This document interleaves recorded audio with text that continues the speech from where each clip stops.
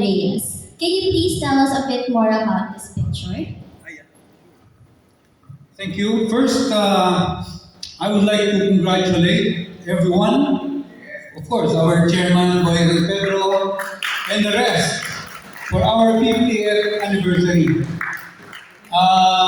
Inunahan na si Kuya Willie, si Pres Willie started the tribute for our beloved Ben Reyes. And I was also given the task of continuing the tribute to our chairman. But first, konting trivia lang. Medyo maraming ano daw marites. Marami daw nagagalit doon sa doon sa signage natin. Nandun yung signage na kay Kapel, bakit pa binigyan natin? Ang mga nagagalit dito, yung mga tinanggal ni Presto kasalanan mo yan. Mga tinanggal mo, galit na galit. Bakit daw natin binigyan? Anyway, marites lang naman yun.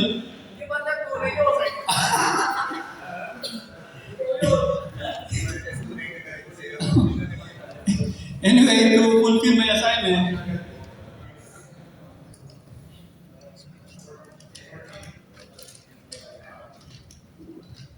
so much for Marites. It was in November of the year 2020. It's still in the COVID era. Yours truly was the outgoing president, with Mr. Ira Walter was my vice president. And I think it signaled the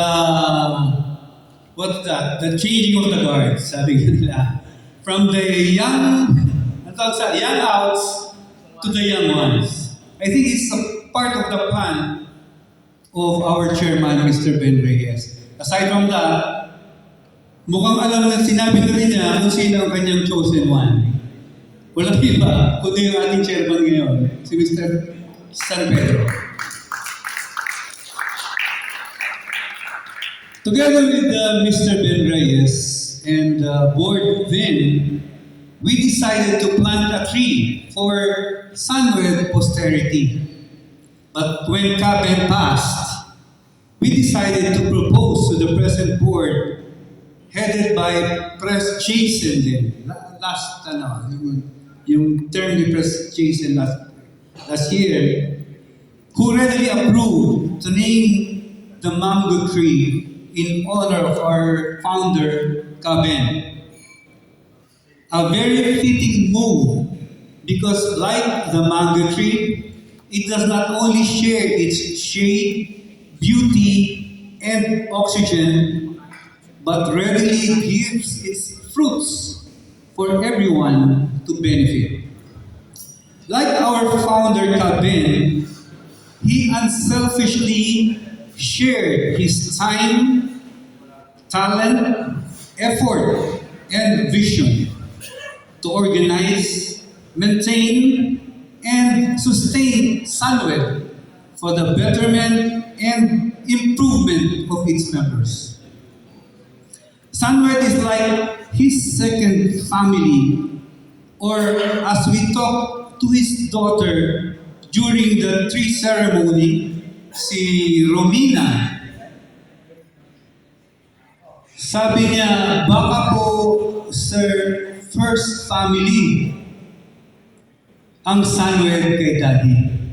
Kasi pag may family occasions, party, or reunion, his only request, ang sabi nga niya, or should I say command, is that it should not coincide with his Sunwed activity. Medyo selos nga kami, but we realized Sunwed, like his family, is really his life. Another proof of his vision and dedication to the organization of the many groups, or I should say all groups in Valley Golf. It is only Sunwed who owns a share in Valley Golf. When